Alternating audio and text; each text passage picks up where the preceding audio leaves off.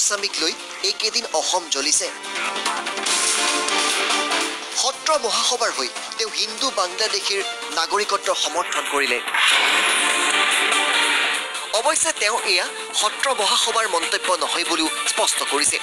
মই সত্ৰ মহাসভাৰ হৈ পেলাই কোনো প্ৰতিনিধিত্ব কৰা নাই আৰু লগতে আমি বদুলাটা সেৱা সমিতি অসমৰ হৈ প্ৰতিনিধিত্ব কৰিছোঁ আৰু তাত আমাৰ মানে যিখিনি আমি কৰণীয় আছে আৰু বিশেষকৈ অসমৰ কোনো মানে অপহেৰি ব্যৱস্থা বা যিখিনি আছে সেইখিনিক লৈ বা কলা সংস্কৃতি এইখিনিক সুৰক্ষিত কৰা সত্ৰানুষ্ঠানসমূহক যাতে সুৰক্ষিত ৰাখিব পৰা যায় আৰু তাৰ ওপৰতে আমাৰ বক্তব্য ৰখা হৈছে আৰু কোনো বিৰূপ সমাজৰ অহিত চিন্তাৰে কোনো আমাৰ সেৱা সমিতিৰ ফালৰ পৰা বক্তব্য ৰখা হ'ব। পিছে জনাৰ্দন দেৱগোস্বামীয়ে এনে জাতি ধমকি মন্তব্য কিয় কৰিলে? ইয়াৰ প্ৰমাণ দিম আজি আমি আপোনাক। জনাৰ্দন দেৱগোস্বামী আচলতে RSSৰ কেডাৰ। এয়া হোজাইত থকা RSSৰ মুখ্য কাৰ্যালয় গীতাশ্ৰম। কেইদিনমান পূৰ্বে ইয়াত RSS প্ৰমুখ মোহন ভাগৱতো আহি গৈছে আৰু এই গীতাশ্ৰমতে আয়োজন হৈছিল এইখন মাতৃ সন্মিলন।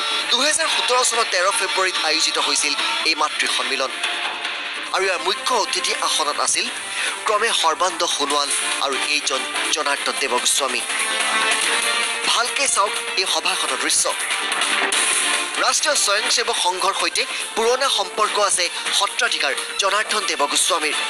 কেৱল এয়াই নহয়, গীতাশ্ৰমত অনুষ্ঠিত প্ৰায়বোৰ গুৰুত্বপূৰ্ণ সভাত অংশগ্ৰহণ কৰে সত্ৰাধিকাৰগৰাকীয়ে আৰু সেয়েহে গীতাশ্ৰমতে আয়োজিত RSSৰ মাতৃ সন্মিলনত সৰ্বানন্দ সোণোৱালৰ সৈতে একে শাৰীত বহিছে এইজন জনাৰ্দন দেৱগোস্বামীয়ে।